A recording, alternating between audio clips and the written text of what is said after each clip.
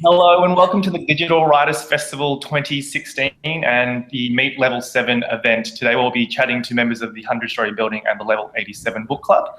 They're the minds behind the festival-long Chain Letter Bookclub that's a collaboration with the WrICE writers. But before we start, I'd like to acknowledge the first Australians as the traditional custodians of the continent, whose cultures are among the oldest living cultures in human history, and pay my respect to the elders of the community and extend my recognition to their descendants who are present. Just another quick note that if you are interested in asking questions, those who are listening, we do have a hashtag DWF16, so you can tweet that in and we'll for our book club writers today. But I guess to start off, if you'd like to introduce Darby, Eleanor and Dom, and if you guys could introduce yourselves and give the folks at home a little introduction. Darby, you want to go first? Sure. So, hi, I'm Darby. I'm a Year 11 student and I'm still stuck in this muggle world and I'm still waiting for that owl that needs to give me my Hogwarts letter. Hi, I'm Dominic. I'm a volunteer at 100-Story Building and I'm in my third year of university. Elena? Yep. Hi, my name's Eleanor.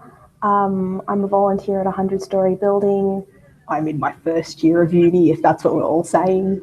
I did two of the rounds of the Chain Letter Bookclub. So yeah. And I'm Hiroki Kobayashi. I'm a program producer here at Emerging Writers Festival, and I have the lovely privilege of hosting today's panel discussion. I guess we've come together because you all were a part of collaborating on this Chain Letter Book Club with the WrICE program. But I guess firstly, for the people who don't know what a 100-Story Building is, maybe people who are listening from places other than Melbourne, can you give us a bit of insight into what is 100-Story Building, what goes on there, and then obviously your personal involvement in the organisation? Yeah. So 100-Story Building runs a lot of literacy sort of workshops for children in the inner west suburbs of Melbourne. They run lots of programs and publications like the Early Harvest for what age group? So from 12-year-olds and 13. So basically it's a team of young editors who collect stories from other writers and then they basically go through it and then they publish it in a magazine. And here's the first edition. Ooh. Darby was one of the editors, so she would definitely have experience with that. So regarding us, I guess we're Level 87 Book Club, which is run weekly on Thursdays for secondary age students. So it's run by volunteers such as me and Jess. Jess is technically my boss though. And Darby's one of our members. And we have a lot more, but due to exam period, it's not the best time. But yeah. Yeah. And so, yeah, keep going. I mean, can you give us a little sense of this? I mean, even behind you, I can see that there's kind of some interesting things going on. And I've been there once before, but can you tell us a little bit about the story behind the building itself? Because it is quite interesting in terms of the idea of what's underneath the building or what's above. Yeah, so it's a very creative space. The idea is that we have 100 stories, but we don't, since obviously the council doesn't allow us to build upwards, we built downwards. And there's just lots of different levels that children can explore as they're writing and meet different people on the way. What about your experiences with Darby? So my experiences here are basically that I can come in and I can let loose my creative side that I can't seem to release at school or in any other situation. Otherwise, yeah, Eleanor, what do you think? Yeah, I've been a volunteer here since I was year 11. I started back when 100 Stories first started, so it's been really quite cool watching the space evolve as well.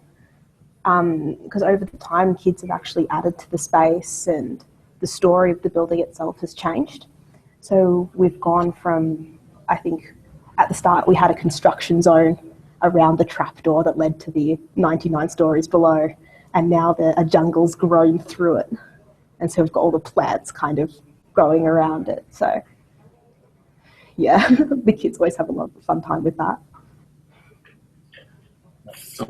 And so you think that kind of stories that come out of there are very specific to that space, and then, or is it kind of gone a life of its own almost in terms of how the stories kind of evolve in it's one room, but it sounds like there's a lot going on in there.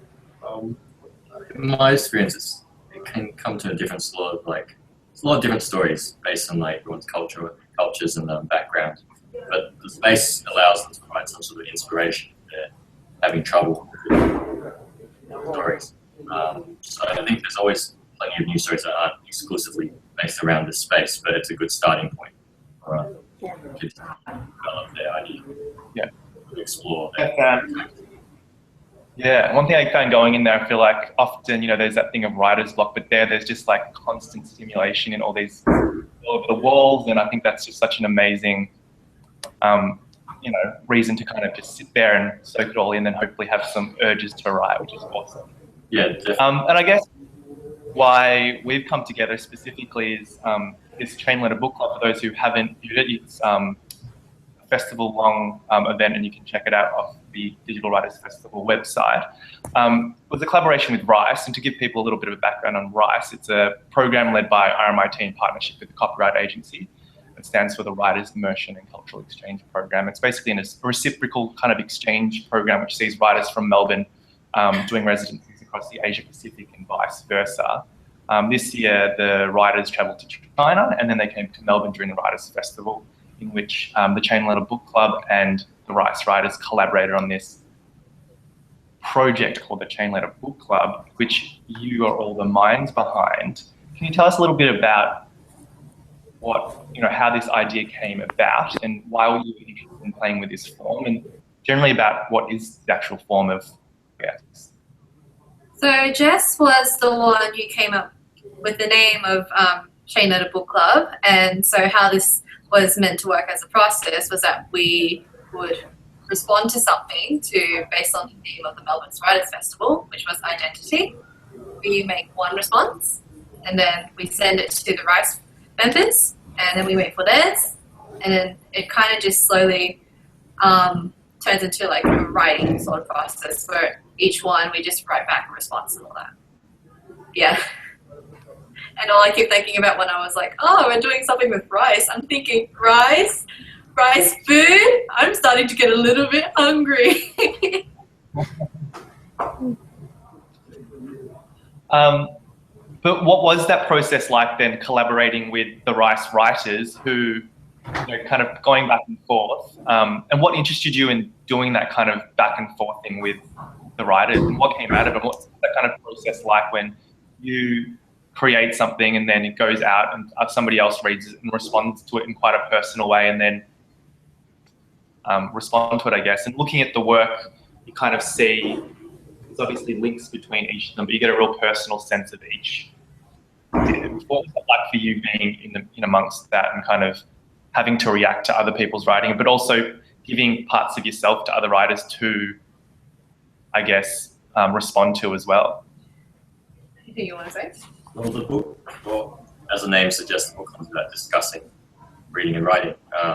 So, the conversation's always good between us naturally, but it's nice to have perspective and sometimes just sort of broaden our views by working with other groups that have sort of similar goals. And the idea was that we could discuss the chosen excerpt, and then from there we would have a discussion about it, then send over our responses to WrICE, and they would read it and discuss it among themselves and come up with their own perspectives of responding to our sort of discussion on that.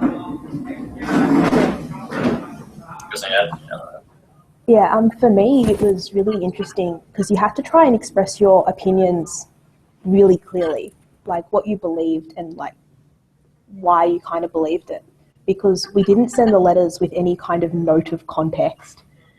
And often the pieces were kind of creative. So it was trying to express your views on this excerpt with the clarity that 10 other writers that we'd never met before would be able to read your piece and then kind of try and get the same meaning out of it that you originally intended. And so also you kind of got this really interesting diversity where everyone read the same passage, but was kind of picking at different parts and seeing different things in it. And how did you find that in terms of, did you feel like people sometimes misinterpreted what you were saying, or was that kind of the point, or how did you feel that kind of element of that you had to be very specific and kind of clear with your kind of view or perspective, but what happens once it's thrown out there and maybe somebody completely responded to it quite differently? Did you find that they did respond differently, or was it quite expected, the responses, or? Well, yeah, but also that's kind of how natural conversation goes, is you hear something and then you go, oh, that's interesting.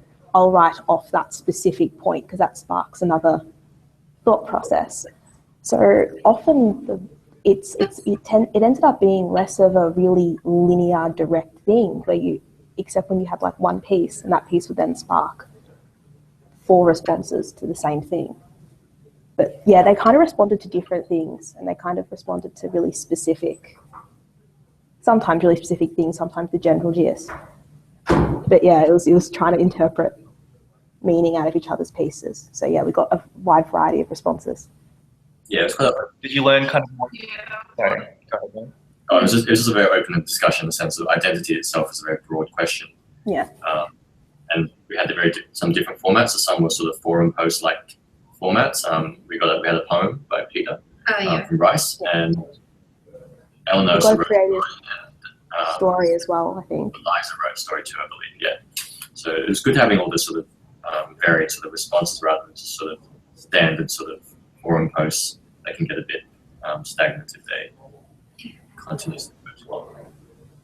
Yeah, and we picked the passage because at the start, I think it was Darby and I that ended up picking it, because we wanted something that would actually spark a really kind of diverse conversation. Because even if you want to agree with other people, everyone has a very different experience with identity and what that means to them. So we knew that regardless of what happened, we get quite a broad range of ideas off it. Yeah, I got the quote that you picked. I might read it just to give people a sense of what it's like. So it's being a wallflower, and you've chosen a quote by Sam, which goes, "Charlie, I told you not to think of me that way 9 months ago because what I'm saying now, not because of Craig, not because I didn't think you were great. It's just that I don't want to be anybody's crush. I want them to like me, like the real me, not what they think I am. And I don't want to carry it around inside. I want them to be able to do whatever they want around me. And if they do something I don't like, I'll tell them." Well, yeah, like you were just saying, like, you know, why you've chosen, is it because there is a sense of relate to that kind of sense of the real self and the kind of the self we present to the outside world? Is that the kind of reasoning that you thought, or? Yes, in a kind of. Yes, that we thought maybe this can have, how should I say, give us a broad range when we discussed about the excerpt. Anything else? I really don't know what to say, but. Well, yeah, it's a very sort of relatable topic because all of us kind of go through it on a daily basis of what our identity is, and in different contexts we have different identities. As to whether or not there's always that question of, is that identity the true self, or is your true self made up of multiple sort of identities? So it's a very relatable sort of excerpt that you guys have chosen there. Yeah. Besides, it's one of my favorite books, so I had to choose something from it. Yeah. Good book. Was this the kind of I think it's social media meme that's like what my parents think I do and then what my friends think I do, something like stuff like that. So we it's can, that kind of we can get that. relatable sort of concept. Yeah. Well, I think it's interesting in terms of, you know, we're at Digital Writers Festival talking about the digital kind of age and forms of communication, and all the stuff that you discuss throughout this Chain Letter Book Club very much has to do with this idea of identity and ourselves and how we present ourselves. And I think in the digital kind of space, you know, what impact do you think the digital has had on our perception of ourselves and others? And do you think that the digital has further complicated this idea about identities now that we have this extra layer in the digital that's, you know, another complicated way of expressing ourselves, or perhaps, you know, fruitful way of expressing ourselves as well? Right. Do you have any thoughts on that kind of impact? I don't know, because the thing is, with my writing, I try to tend to put my personality into my writing style. So I don't have this like shield of a screen, so no one seems to know me, the real me, but they see what they want to see of what they see of me, I guess. What do you do, Dom? I'm a bit older, so I think there's different like platforms that you can write on. For example, if you're writing on LinkedIn, it's different to if you're writing on Facebook, and there's sort of two different identities there, I guess. For example, LinkedIn is about sort of your professional self, while in the sort of public sphere, while Facebook and those sort of platforms, they can be used for sort of career moves as well, but they tend to be more sort of private sort of identity that you have on there. So yeah, it just kind of makes you aware how, I guess, socially constructed to an extent identities are as well. Because I guess with social media now, it's... Well, yeah, it's the idea of the created life that you have on Instagram. And I think one of my favourite blogs was pictures of beauty YouTubers in real life, because that kind of heavy makeup they wear because they're filming in real life, it's not that flattering. But it's always that really kind of that creative life where everyone can present themselves how they want. And yeah, for me, it is somewhat a platform of not so much anonymity, but some of my interests in more of the science tech stuff tend to be a bit niche.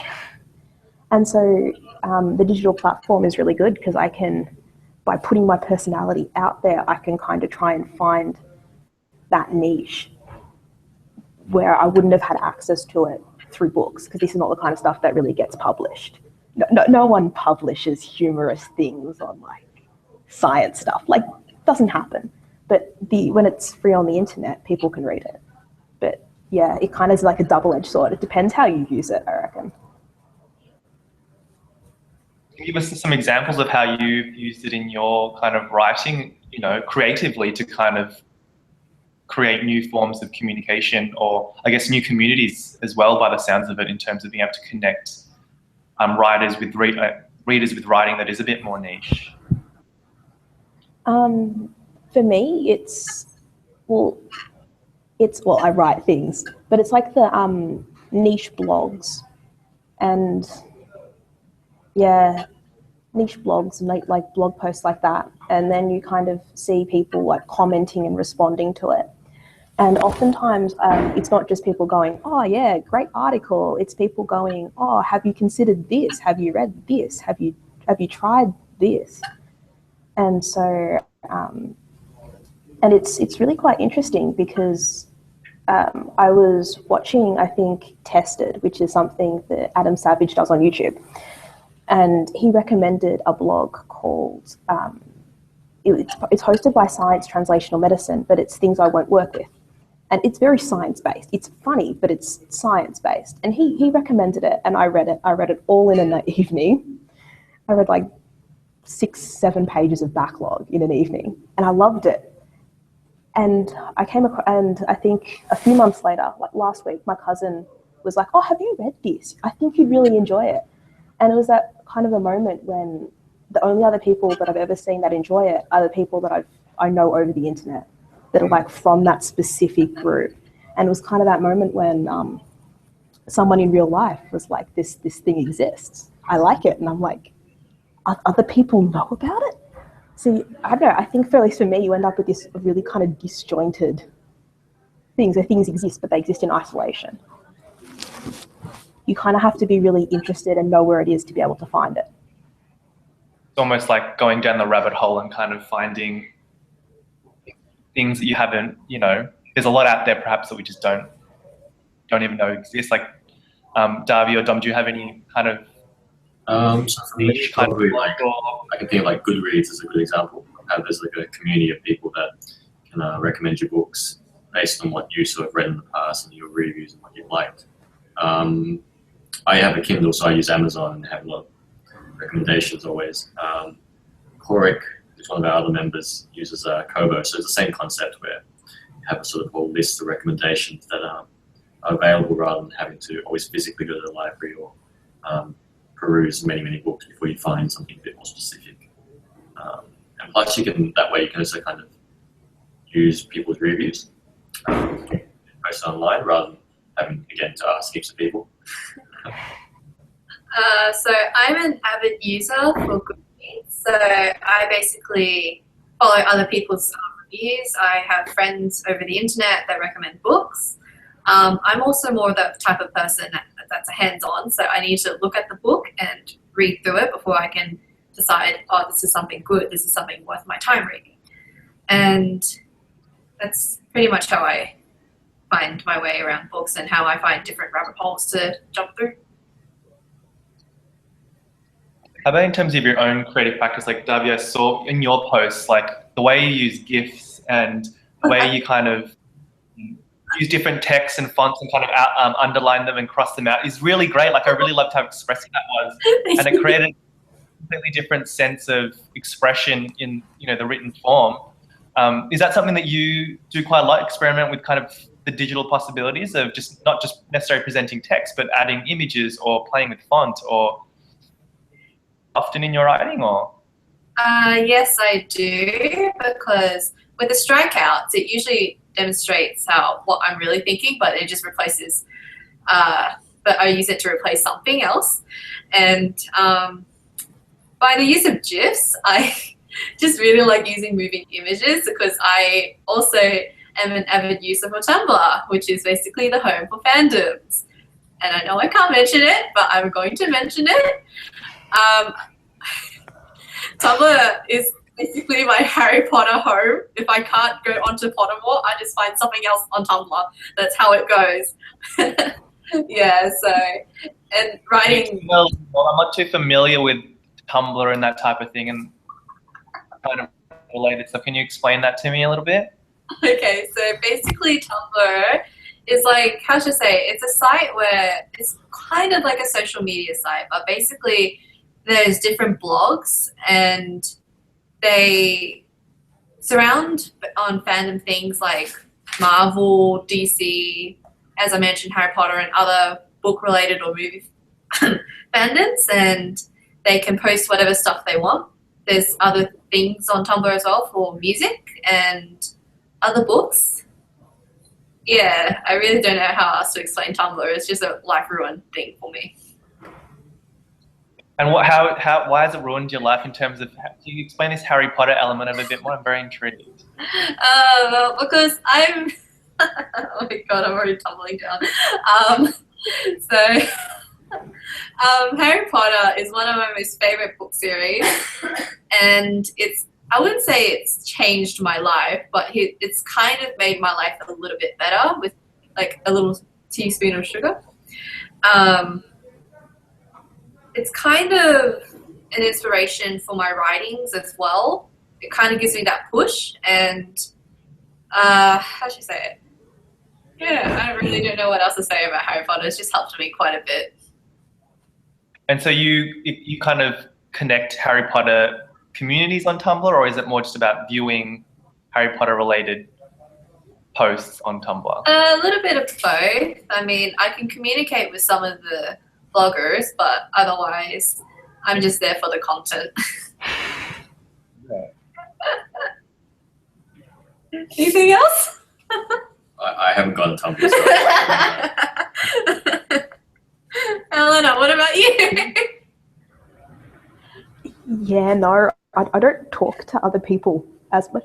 I think you can probably tell from my piece that I'm not as into like things like Tumblr as like Darby is, because like I'm not very comfortable using moving images and things like that.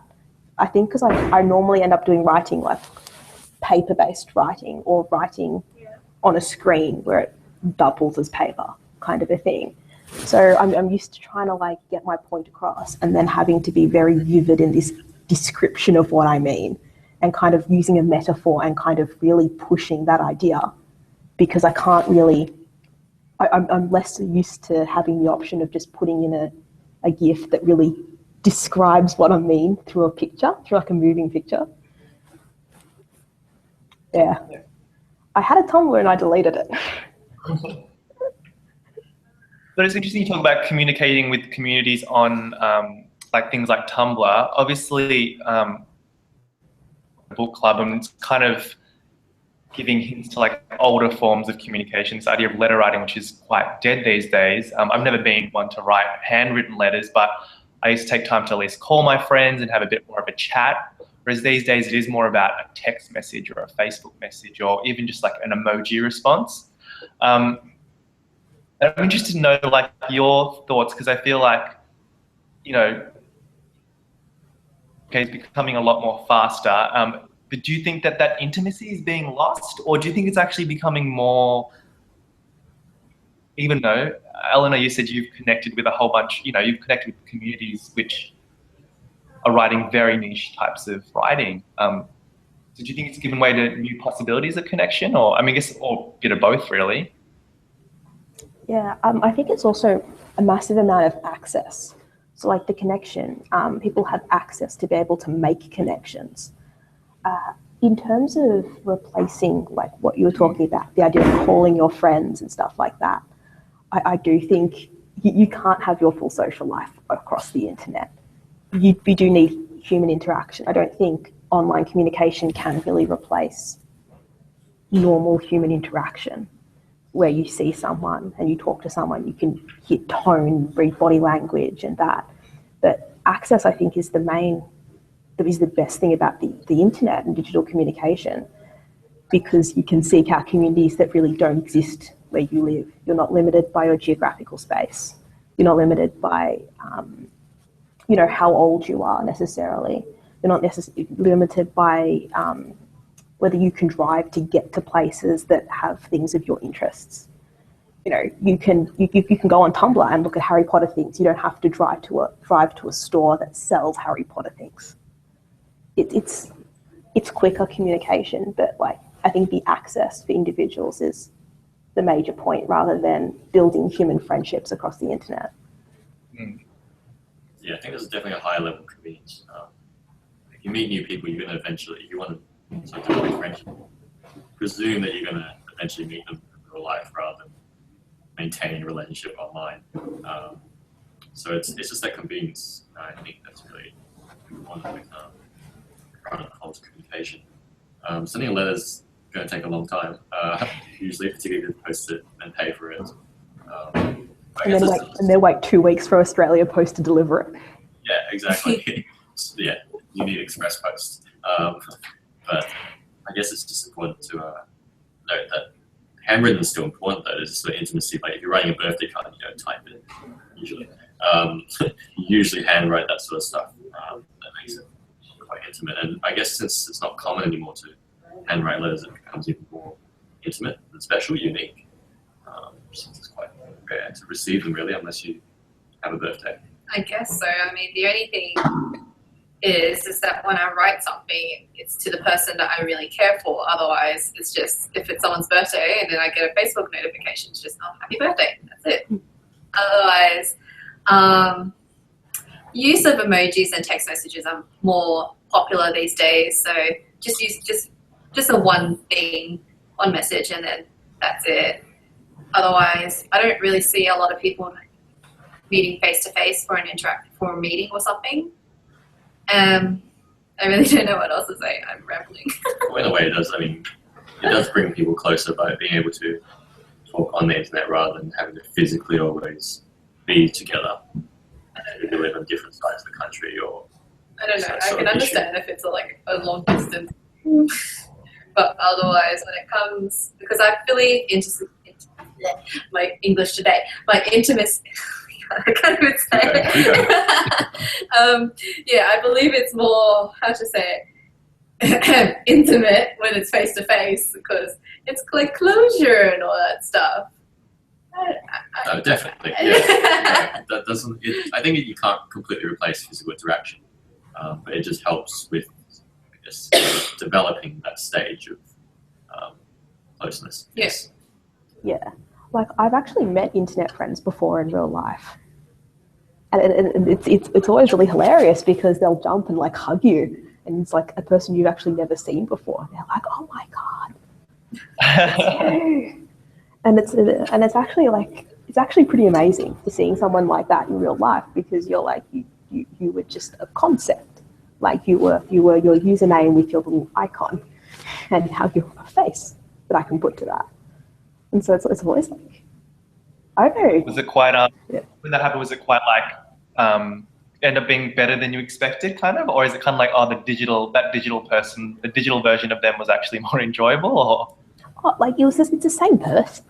It was just the moment when it's just the idea that they exist and they hug you and they jump on you and you're like, what is this? No, it's pretty awesome seeing people. Like, I don't think the digital person you project is necessarily any different to who you are normally. How about in terms of, in relation to the specific project, did you feel like you got a real sense of the writers that you never, I'm guessing you never actually met them in person, but how was that kind of process in terms of certain writers? You got a real sense of who they were, and then did you feel like they understood you as well in what you expressed? In a way, from my perspective, when I was reading their responses, I got little bits and pieces of what they are as a writer and a person based on the writings of their life, I guess, from one Eliza, I think it was Eliza. Yeah, and so I got bits and pieces as obviously started off. I really don't know what else to say. So did you feel like you knew Eliza much from only little bits and pieces, I guess. I can relate to her in some way, but otherwise her writing kind of confused me in a way. I'm really sorry, Eliza. Well, no, but like also we've had different life experiences, and so we all kind of react differently to things, and we go, well, yeah, I think this, I have this view. And, we all kind of form different opinions and different beliefs based on different things we've had. And so when you're writing for yourself, you also at least I do this, I tend to leave out some of the assumptions that kind of underpin my beliefs. And so then you kind of hand it to someone else and they go, I don't quite get what you're saying, or I don't get why you're saying this particular thing. But yeah, like it was actually really interesting because I got a sense of who other people were through these kind of almost snippets of their writing. No, I totally did as well. That's what was so interesting about it. Like starting from this one quote, it really moved along and kind of also went to all these other places. And I definitely do feel like that one little topic shed a lot of light. Some of the metaphors about Play-Doh, and then, Dove, as I said, like this idea of gifts very much kind of throughout this very specific kind of form of expression as well. So I definitely think that was a really, did you find it generated more content for you, that process? In terms of reacting to each other. I guess it did, because with my GIFs, I like to express who I am as a person. Like, for example, for that first GIF I use as that really weird dancing crazy wizard, that's how I see as my inner personal self. So I imagine myself as a weirdly dancing magician who can't seem to stay still at all, in a way, I guess. And yeah.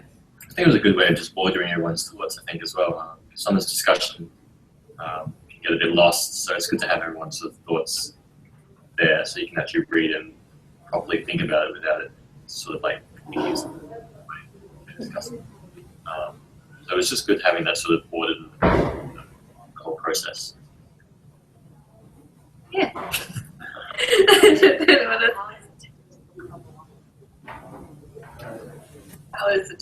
Did it provide any insights in terms of your writing? Like, did you think that, now exercises or any kinds of,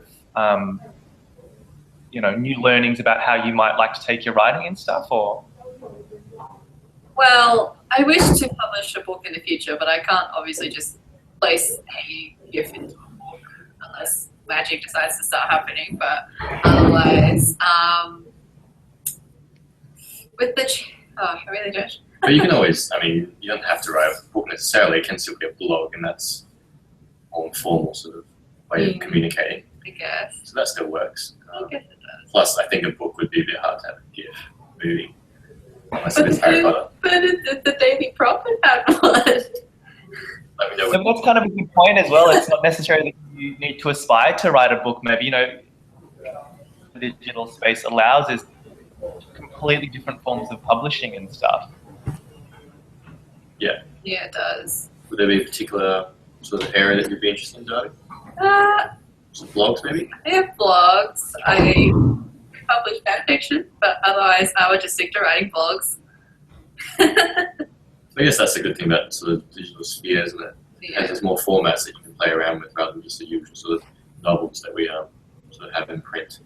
You can't have a blog in print hasn't got quite the same system as a novel and sort of experience.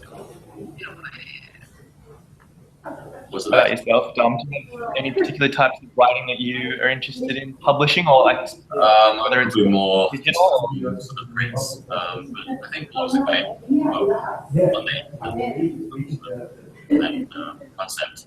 But it's also a kind of more informal way of communicating with people rather than with the process of a novel, which is quite a lengthy process in itself and usually take over a year just to develop. So blogs, I think, are quite a good place to go into, and then a bit more sort of collaborate with other writers. That's what I'd like to do down the track as well.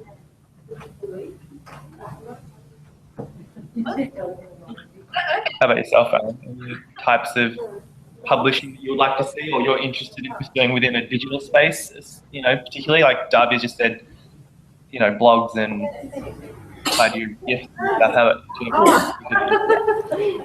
For me, it's more, I think, doing some more blog writing, because I think for me the benefit of that is being able to find specific interests and then kind of obsess over them and then produce something and put it out there just for the sake of exploring it. And it allowed me to do really kind of short more short snippets than essentially writing a multi-chapter novel, not a multi-chapter novel would. So yeah, I'd actually like to go and do some more blog writing. That's a project for the summer holidays. Darby and Dom, do you have any projects that you can tell us about that are coming up, or either a part of 100-Story Building or your own personal projects? Well, since I'm going to be year 12 next year, I need to start getting ready for uni. And for my requirements, I need to write a portfolio because I wanted to get into the creative writing courses at RMIT. So I need to write 3 to 4 fictional pieces that total up to 3 to 4,000 words and 2 statements. I still haven't gotten up to that yet because I'm in the middle of studying for my exams.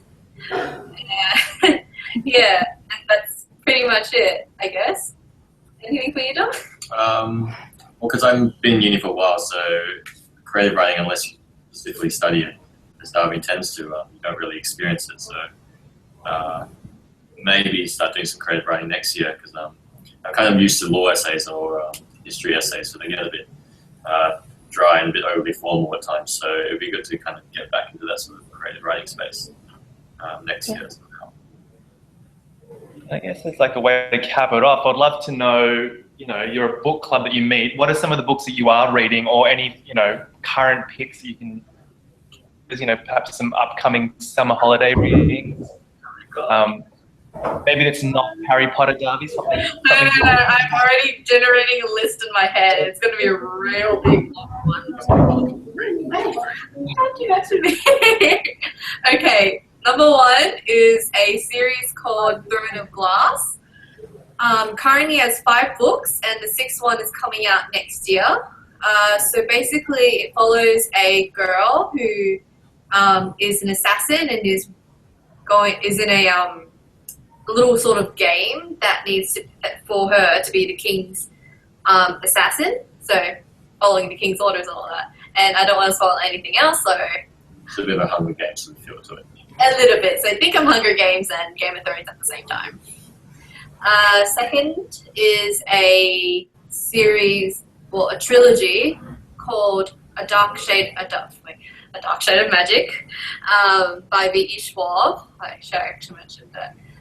So basically, it's about parallel worlds and how one person who's able to travel through each one, and how should I say it? Kind of dives into a different sort of plot in a way. And my third recommendation, I'm going to not say Harry Potter, but oh my god, I would say The Mortal Instruments.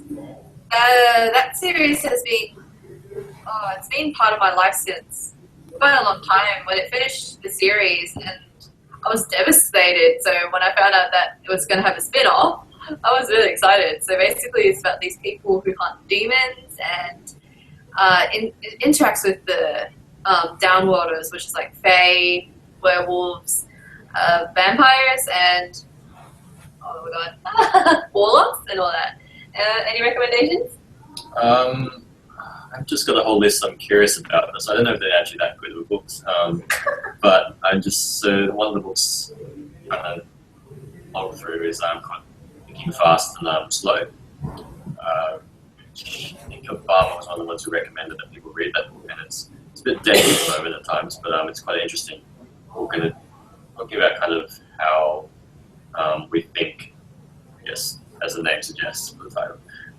But it's quite an interesting book because it kind of challenges what your views are of the world and perspectives.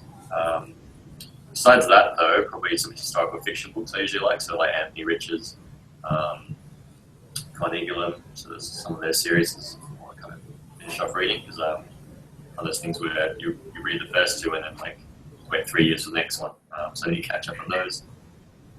Eleanor, what about you? For me, I read science fiction and fantasy. So I've got a backlog of some good sci-fi authors to get through. I've been reading a book by Neil Stephenson called Diamond Age for the last year, because I just ration portions. It's the kind of book that you can read for quite a while, and I think I need to study, so like I just read it in small sections as I go through, and so I'm looking forward to actually being able to finish that one off. He's written another book called Snow Crash that I bought, and it's been sitting on my shelf in pristine condition for about 6 months, just waiting to be read. So yeah, I've got a few more authors like that.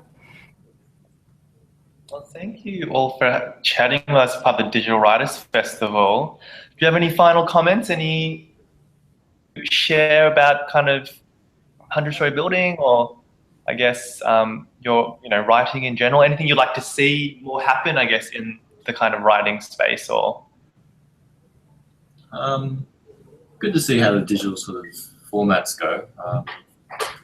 I guess everyone is still always used to kind of print, and there's a big following online. More people are online these days than they are reading books. So it'll be interesting to see how the accessibility increases as time goes. And I guess just so people can publish now more online, it's more accessible than having to previously publish only physical copies of their books. So it's good for first-time authors as well. True that, but then it kind of just ruins the, I don't know, my aesthetic is basically just holding a hardback of a book. Yeah, true. There's always that debate, I guess, about like print versus an ebook. Yeah. Yeah. I guess print is always more fun and enjoyable as an experience, but yeah. For me, it'll be really interesting to see how this kind of digital writing that's been happening kind of like evolves, because we're like the first generation to actually have that kind of access to it, to kind of, so as we kind of grow up, it's there. And so as in the next couple of years, it should be interesting to see what happens with it as it gets more of a major following from the general public. Yeah. Be interesting to see how the print industry will do as well. So I'm just doing the building is still obviously quite an emphasis on print books and going to the library. And like, for example, our recent issue of the Early Harvest, which I think Darby has there. Yeah. I just hold that. Oh, yeah. So Darby's got a copy of the Early Harvest, which is a new one for kids. And we've always kind of supported print copies rather than having digital formats, because it's always a bit more enjoyable and a bit more experience to have. Maybe let's read that. Can you give us a quick plug about what the Early Harvest magazine is and the process behind making that? That was when you in the past. So you run us through, Darby. All right, I do exactly. So basically, what I did when I was an editor for the first edition of Early Harvest was basically gather stories from other primary school writers that was based on the topic of the issue, which I don't even know what this one was meant to be about. I think it's meant to be illusions, but the one that I did was based on secrets. So we basically got writers to write a story about secrets. We looked through them, picked the best ones, we edited them, and then we just compiled them, and then it turned into our first magazine. That's pretty much it. They're all doing different things, yes. Yeah, so it changes from time to time. We have different artists coming through, so it's always kind of a new experience getting to see the new issues that come out. But I do think that's really interesting because you're obviously working with primary school students in this print form in a time where they're probably more drawn and kind of being immersed in digital. I guess they're a generation, and ourselves included, who are so digitally literate, and that's kind of become second nature. How did the primary school kind of students react to like the print? Is it kind of more do they really love it because it's kind of something different to, I guess? Because there's always an emphasis on iPads, isn't there? And going online, and there's a lot of distractions online, so it's good to just have a print copy that they can just focus on without having to, I guess, go on the internet, try and read something and then get distracted by something else. So that's true, Darby. Darby was a mentor as well for the editors, having previously been editor. So basically, when I was in year 6, when I first started being a editor, the digital world wasn't as, developed as much. So all the editors there were immersed into books. I remember a friend, Darcy, he and I would just talk about books, and we just did anything really about books. However, when I was a mentor at, for the 4th or 3rd issue of Early Harvest, I noticed that some kids, I wouldn't say that they were withdrawn, but I was talking to one of them. She has a blog and an Instagram sort of thing, which I follow. And I don't regularly read her posts, but she seems to have a connection with her viewers. Otherwise, each one have their own sort of world thing. I mean, I know some guys who play Nintendo or games on their computers. Otherwise, others just procrastinate and use their time to watch YouTube or anything else. Which, that's all I can say. It's quite a unique experience, isn't it? Because besides Early Harvest, there's no other sort of experience that allows you to edit and develop your own niche. Like I guess, yes. I mean, it's a change of, it kind of gives you the insight to the publishing industry, kind of, in a way. Yeah. I can't speak. Oh, No, you're fine. All right. Yeah, so do you enjoy it? Yeah, I did. It's quite insightful, I imagine. Yeah. Also, I got free fruit, so that's a bonus. That doesn't come with the issue, but I needed food. Well, thank you all again for joining us for this special book club and having a chat with your Writers Festival. For those who haven't checked it out, do check out the Chain Letter Bookclub. It's showing for the whole of the Digital Writers Festival. And thank you again, 100-Story Building, and thanks to WrICE for also collaborating on the project. And hopefully we'll chat with you all soon. And good luck with your writing. Thank you. Thanks for having us. Thanks for joining us for the Digital Writers Festival 2016. Right. Thank you for having us. See you guys. Bye. Bye.